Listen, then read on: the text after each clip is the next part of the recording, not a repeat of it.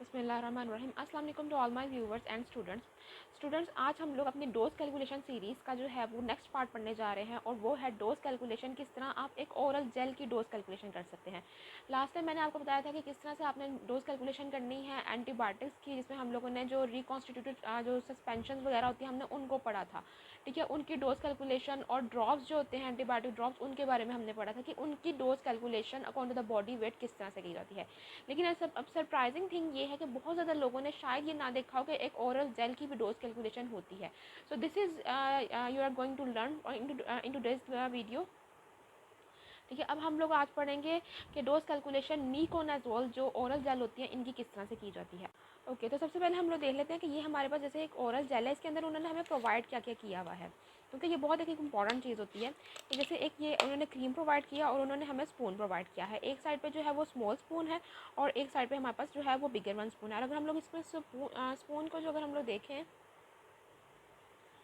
इस पर अगर हम लोग गौर करें तो इसमें कितना है, ये है 5 ml का और ये है 2.5 ml का। ठीक है, this one is the 5 ml। ठीक है ना, इसकी मेजरिंग जो है वो 5 ml की है और इसकी जो है वो ओवरऑल 2.5 ml की है और इसका हाफ जो है वो 2.5 होगा और इसका हाफ 1.25 होगा। ठीक है, ये अब हम लोगों ने याद रखना है और ये इंडिकेट यही कर रहा है कि अगर कोई छोटा लगा, छोटे बच्चे के मुंह में जाएगी तो वो इस डोज के हिसाब से जाएगी जो है उसमें होगी। अगर किसी अडल्ट को दिया जा रहा है डोज तो वो फिर इसके हिसाब से होगा। ठीक है, तो अब हम लोग देख लेते हैं कि ये मीकोनाजोल की जो ओरल जेल है ये किस तरह से जो है ये दी जाती है, इसकी एडमिनिस्ट्रेशन किस तरह से होती है। ठीक है, तो सबसे पहले हम लोग अगर इसका डोज देखें पर केजी बॉडी वेट इसका कितना होता है, तो वो हमें पता चलता है कि इसका पर केजी बॉडी वेट कितना पर केजी इसका डोज कितना है, वो हमें पता चलता है जनाब। ओके, सो अब हमारे पास क्या पता चला है कि जो बॉडी वेट पर केजी बॉडी वेट कितने पर केजी के हिसाब से जो है वो डोज कितना है, 20 मिलीग्राम है। ठीक है, अब 20 मिलीग्राम है तो अब फॉर एन एग्जांपल कि अगर हम लोग एक बच्चा लेते हैं, ठीक है ना, हमारे पास एक बच्चा आता है जिसको हम लोगों ने ये मीकोनाजोल की ओरल जेल हम लोगों ने उसको एडमिनिस्टर करवानी है, तो हम उसको किस तरह का डोज देंगे। हम सबसे पहले हम उसका वेट करेंगे। वेट उसका निकलता है 20 kg।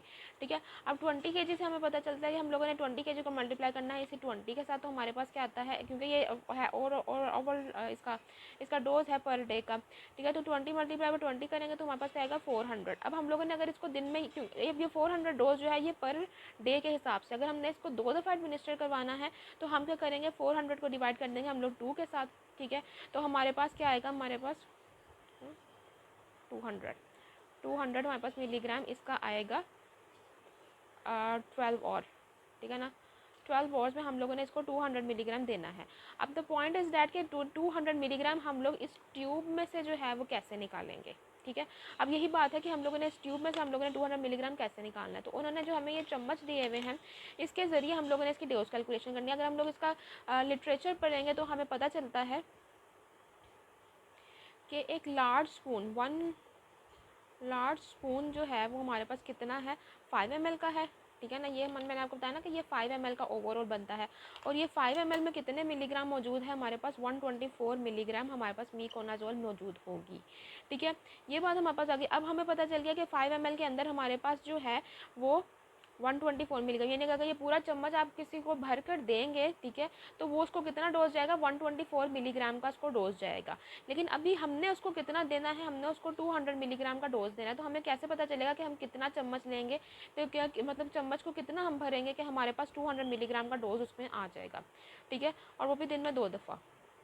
तो हम देख लेते हैं उसको, हम लोग देखते हैं कि 124 मिलीग्राम जो है वो कितने हैं, 5 ml में मौजूद है। ठीक है, तो 200 मिलीग्राम जो है वो कितने में होगा हमारे पास, 5 डिवाइडेड बाई, ये यूनिटरी मेथड होता है। ठीक है ना, 124 मल्टीप्लाई बाय 200 और इससे जो वैल्यू आएगी, जितने भी मिलीग्राम आएगा, XYZ जितने मिलीग्राम आएगा वो हमारे पास इंडिकेट करेगा कि कितना जो है हमने उसको डोज जो है वो देना है। लेकिन द पॉइंट इज दैट कि ये 200 milligram at the one time नहीं दिया जाता। ठीक है ना, मीकोनाजोल मैं जैसा आपको एग्जाम्पल के तौर पर बताया था, ये जो मीकोनाजोल का जो डोज है वो दिन में तकरीबन 3 दफ़ा दिया जाता है। ठीक है ना, सुबह दोपहर शाम। अच्छा, तो हम लोगों ने अगर दिन में 3 दफ़ा देना तो फिर हम क्या करेंगे, 400 को हम लोग जो है वो डिवाइड करेंगे 3 के साथ, तो हमारे पास क्या आता है कि एक टाइम का डोज 133 आ जाता है। ठीक है, तो इस तरह से हमारे पास डोज निकलेगा। ये है 20 kg बच्चे के लिए, ठीक है ना। 20 kg का मतलब आप कह लो कि ये काफ़ी तकरीबन 10-11 साल का बच्चा होगा, ठीक है। अगर हम लोग बात करेंगे इन्फेंट्स के लिए, ठीक है ना, या छोटे बच्चों के लिए जो हमारे पास होते हैं तकरीबन 3 माह के या 6 माह के, फॉर एग्जाम्पल हम लोग 6 माह का बच्चे का ले लेते हैं, ठीक है। अब 6 माह के बच्चे का वेट कितना बनता है हमारे पास, 6.7 किलोग्राम, ठीक है। हम लोग क्या करते हैं, हम लोग मल्टीप्लाई करते हैं 20 मिलीग्राम को मल्टीप्लाई करते हैं 6.7 के साथ, 134, ये अब ये 134 मिलीग्राम जो है ये आप लोगों ने उसको पूरे दिन के अंदर देना है, पर डे का हिसाब है, ठीक है। अब पर डे क्योंकि हमने बताया कि मैंने आपको बताया कि ये दिन में 3 दफ़ा जाती है, ठीक है। तो दिन में 3 दफ़ा जाएगी तो हमारे पास कितना आएगा कि अगर आप लोग उसको डिवाइड करते हो 3 के साथ, 134 मिलीग्राम को आप लोगों ने 3 पे डिवाइड करना है। अगर दिन में आपने 3 दफ़ा देना तो आप लोगों ने डिवाइड कर देना इसको 3 के साथ, तो हमारे पास आता है 44.66, ठीक है।